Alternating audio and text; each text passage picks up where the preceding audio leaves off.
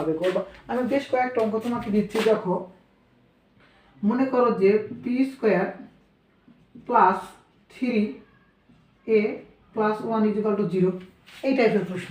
এই টাইপের যতগুলো প্রশ্ন থাকবে, এই যেটা আছে না, এটাকে কি করব আমরা এই পাশে পার করব করে, সরি এখানে 3a লিখে দিয়েছি, 3p হবে। ওকে, তাহলে এখানে পার করে কি করব, পিটাকে যে গুণ অবস্থা সেই পাশে নিয়ে এসে কি করবো, ভাগ করবো, সবগুলো সেম ভাবে।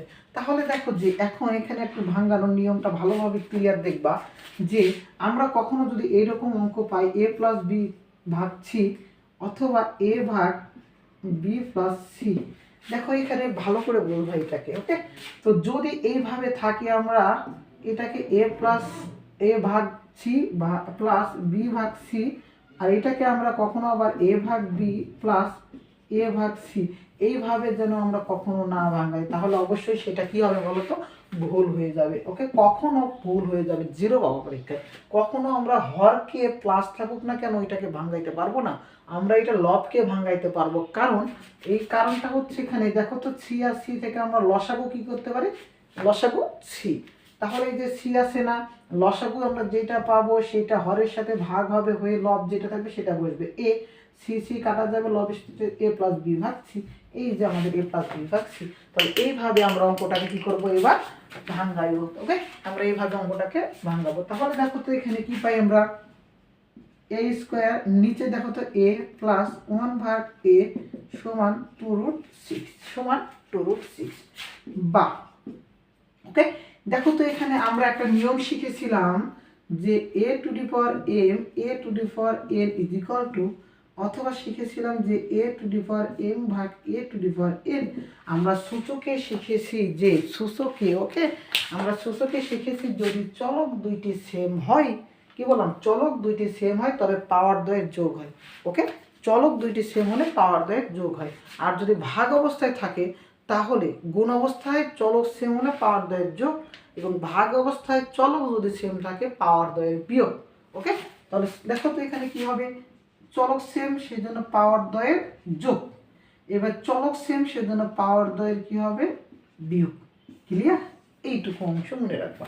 তাহলে এখানে কি আছে 2, এখানে এর উপর কোনো কিছু নাই মানে কি শূন্য আছে কি না, এর উপর কিছু নাই মানে 1 আছে, অবশ্যই এর উপর কিছু নাই মানে 1 আছে, তাহলে সেটা 1 এ হয়। ওকে, 1টা আমাদের ওখানে হচ্ছে থাকে না। ওকে, অদৃশ্য অবস্থা থাকে। তাহলে এ 0 করলে কত হয়, আমরা কি শিখছি, এ টু দি পাওয়ার 0 করলে 1 হয়। অর্থাৎ তোমার উপর যদি মাথার উপরকে শূন্য করে দিই তোমার মান কত, 1 হয়। পৃথিবীর যাবতীয় কোনো কিছুর উপর শূন্য করে দিলে তার মান কত, 1। তাহলে এখানে দেখো তো এখানে 1 আছে, তাহলে 2 থেকে 1 বাদ দিলে কত হয়, 1 যোগ 1 ভাগ এ সমান 2√6, এই জন্য এখানে থাকলো একটা এ। ওকে, 2টা থেকে 1 বাদ দিলাম, এ 2 বিয়োগ 1 সমান a1, a1 মানে এ।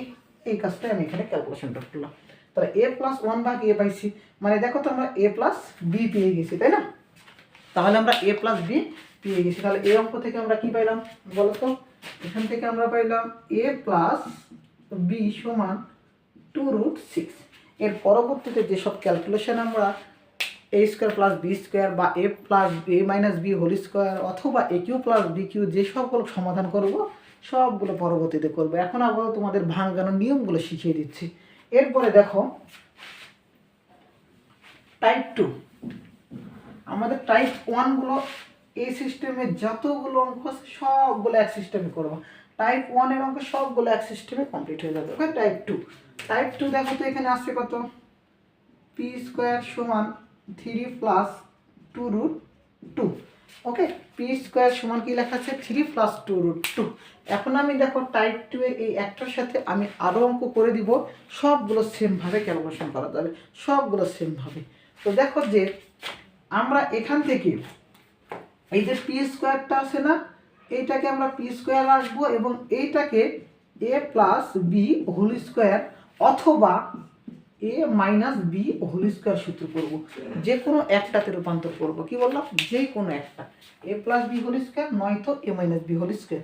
তো আমরা এ প্লাস বি হোল স্কোয়ারে করবো না এ মাইনাস বি হোল স্কোয়ারে করবো, সেটা ডিপেন্ড করবে আমাদের অঙ্কের এই যে অংশটুকুর উপর, যেখানে রুট খুঁজে পাওয়া সেই অংশটুকুর উপর। ওকে, যদি এখানে প্লাস চিহ্ন থাকে তবে করব আমরা প্লাস, যদি মাইনাস থাকে করব আমরা মাইনাস।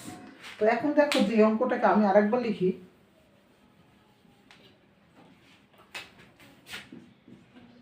পি স্কোয়ার সমান 3 প্লাস 2√2, পি স্কোয়ার সমান 3 প্লাস 2√2। ওকে, তো দেখো এখানে আমি অঙ্কটাকে এইভাবে লিখলাম 2 যোগ 1। কি বললাম বলো তো? 2 যোগ 1। দেখো তো 2 আর 1 যোগ করলে কত হয়? 3 হয়। আমরা এই যে 3 পেয়েছি। এখন আমরা সূত্রে কি জানি বলো তো? 2ab, এ বলতে কত এখানে মনে হচ্ছে 2, বি বলতে কত মনে হচ্ছে 1, তাই না? অবশ্যই তো। এখন এই প্রশ্নে 2 দুগুণ কত হয়? 4 হয়, কিন্তু আছে কত? 2√2। আর এ বলতে কত আছে? কিন্তু আমরা সূত্র কি করব?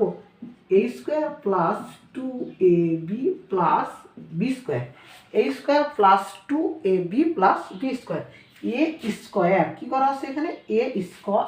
ওকে, তাহলে এ স্কোয়ার বললে যদি আমরা এখানে এর জায়গায় 2 লিখি, 2 এর উপর স্কোয়ার করলে কত হবে?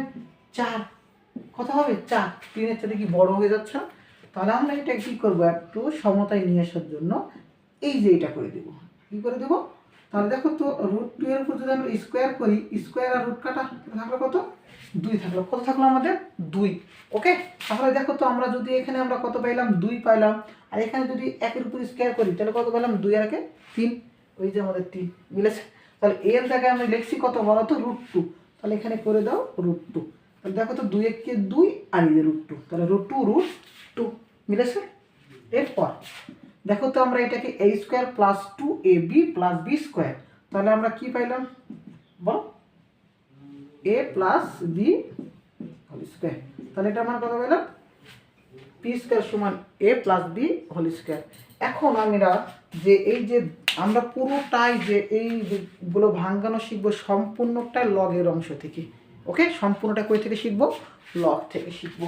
তাহলে এখানে আমরা শিখেছিলাম যে যদি মনে করো a⁴m সমান b⁴m, যদি কখনো এইভাবে চলক থেকে চলক ডিফারেন্ট কিন্তু যদি সূচকগুলো সেম হয় তাহলে দুইটা সূচককে আমরা ভ্যানিশ করে দিতে পারি, অর্থাৎ a = b লিখতে পারি। ওকে, তাহলে এখানে স্কোয়ার আর এই যে স্কোয়ার দুইটা কি করে দেবো? আমরা ভ্যানিশ করে দেবো। তাহলে পি সমান আমরা কত পাবো? √2 + 1। পি সমান কত পাইলাম? √2 + 1। ক্লিয়ার? এই হলো আমাদের পি এর মান। তাহলে এখান থেকে আমরা পি এর মান পাইলাম। তাহলে এখান থেকে আমরা